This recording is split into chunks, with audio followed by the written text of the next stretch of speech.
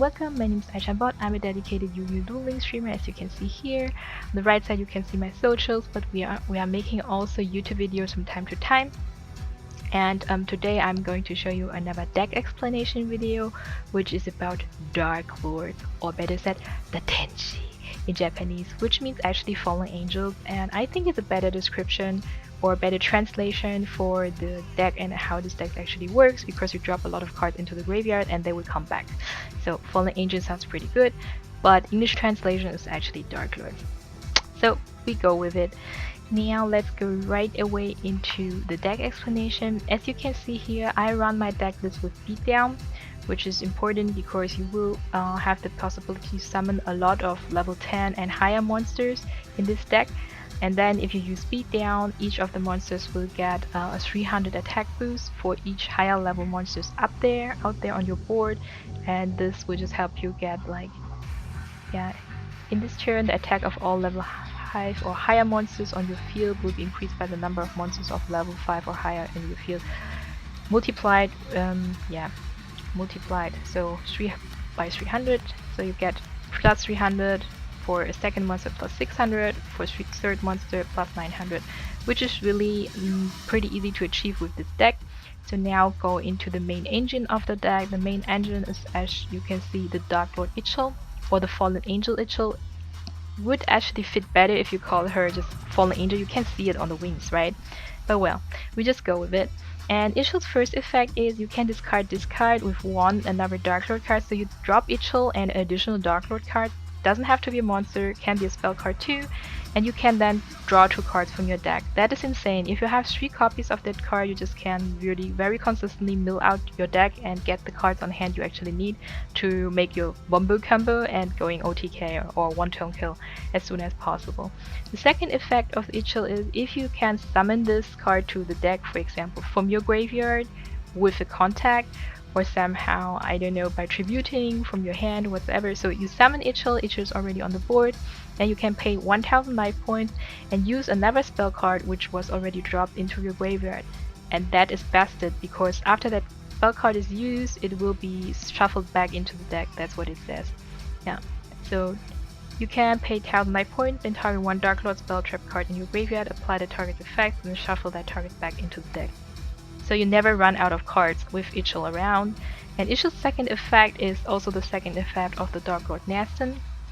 Darklord Naston won't help you mill out your deck, but it can be special summoned from your hand, and sometimes you need it because just somehow bricked and there are no other cards left in your hand.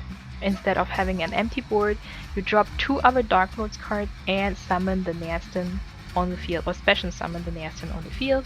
Second effect of the Naston is the same as Ichil. You can pay 1000 life points, then target 1 Darklord spell trap card in your graveyard and apply that target's effect and shuffle that card back into your deck. You can also use this effect only once. So if you have Ichil and Naston out there, you can use each one of its effects 1 time per turn, which is pretty helpful. So those are the core cards of your deck, and then there is a inevitable Superbia, because 1 copy of Superbia is really helpful, since when Superbia is special summoned from your graveyard, for example with a contact, it will drag out another Darklords monster from your graveyard. So it could drag out Ichil, it could drag out a Naston or a Taz or Ukobak, whatever you want, and use this effect again. So for example, best case, you have Ichil Superbia on hand. You drop Ichil Superbia into the graveyard, gets somehow a contact into hand, uses a Darklord contact to special summon 1 Darklord monster from your graveyard in defense position. That might be the Darklord Superbia. In that case, the Superbia would drag out another Darklord Ichil because this one is already in your graveyard, and you can position then in the way you want, in attack or defense position. In the very lucky case, you have already a Desire on hand. You can special summon the Desire by attributing 1 of the Darklord monsters you have already on the field, which would be, for example, a Superbia in defense position. You replace the Superbia with the Desire and use the effect of Desire, so you remove 1000 attack points from the Desire and remove 1 monster from the opponent's side of the field. And that's usually how you OTK. That's mostly the case when your enemy has only like 1 card set. That's basically game, unless they have Backrow. So when we are coming to Backrow, we have the Hatronate. The Hatronate will help you remove Backrow.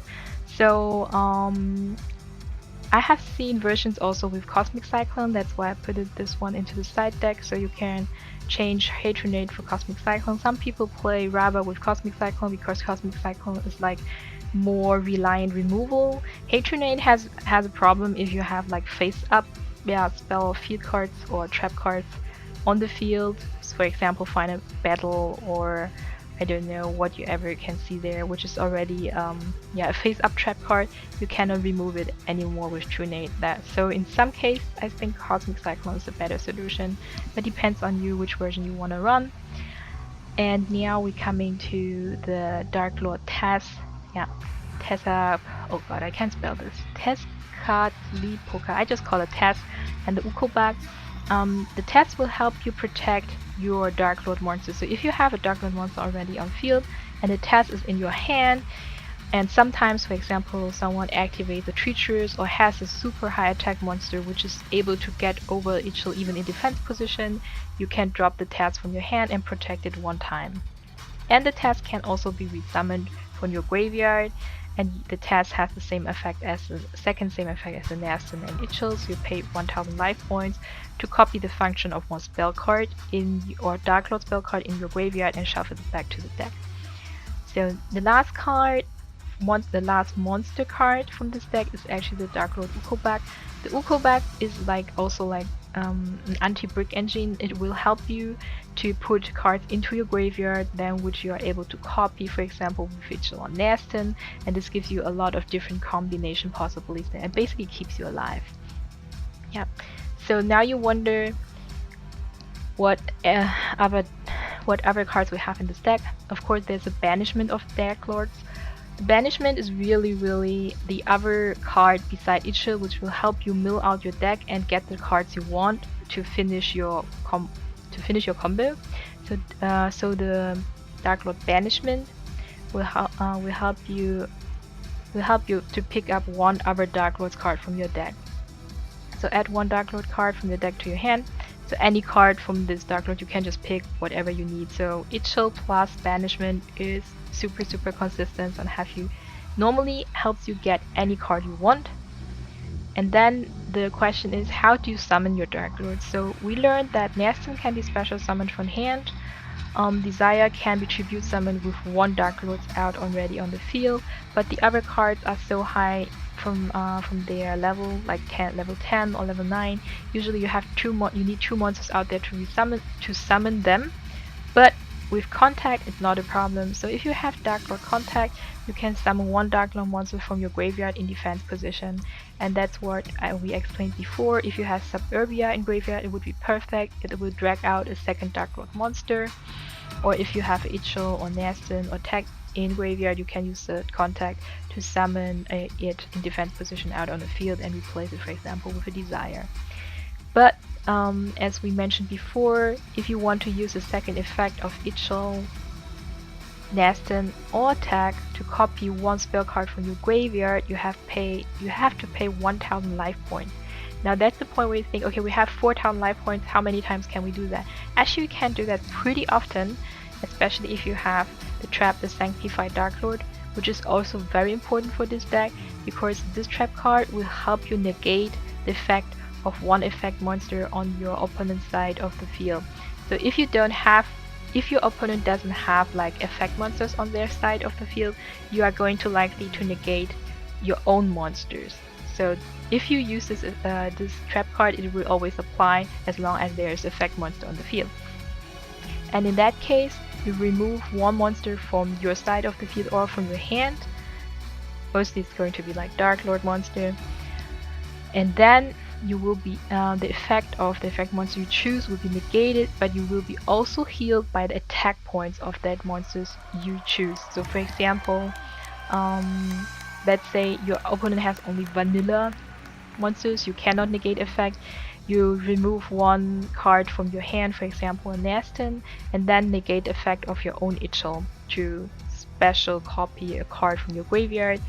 But then you will get the heal of the 2500 attack points from the Ichil. basically just healing up for next turn, maybe survive for one turn and try again until you get the cards you need to do your wombo combo. So sometimes with Darklords you still can brick, as you can see here, and that's why you can have in the side deck a Valhalla. So Valhalla Hall of the Fallen, I have seen it used sometimes, like one copy in the deck can be helpful. So once per turn you can special summon one fairy type monster from your hand. You must control the monster to activate and to resolve this effect. So basically all Darklords monsters are actually dark, but they are fairies because they are fallen angels. So you can see little angel here as a sign. And what I have also seen in the decks is actually Darklord Morningstar. Some people run the decks with Morningstar. Depends on the ladder and depends, for example, if you are playing in a tournament and you know which monsters are out there. You know, for example, you can special summon Darklord monsters from your hand or deck up to the number of effect monsters your opponent controls. So if you know there are a lot of effect monsters in the enemy deck or right now on the meta, Morningstar might be a good solution instead of a third Naston or two Tats, for example. I have seen that also. Yeah, I think the most important alternative cards which you can see here in the deck would be the Cosmic, the Morningstar, and the Valhalla, if you want to run them. But I would somehow limit this deck always to 20 or maybe 21 cards. That's why we don't run all of them. So you have to decide. 2 Tornades or 2 Cosmics.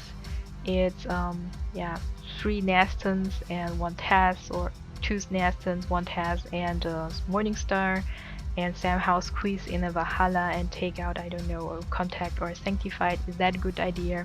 You have to find that mixture for yourself. And the skill is Beatdown, as we have already explained before.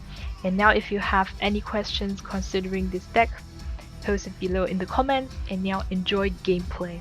I hope I have gotten into the bottom of this deck and it was understandable. If you need a translation for the deck explanation in any language, just write it down below into the comments and we'll see what we can do. See ya next time! Bye bye!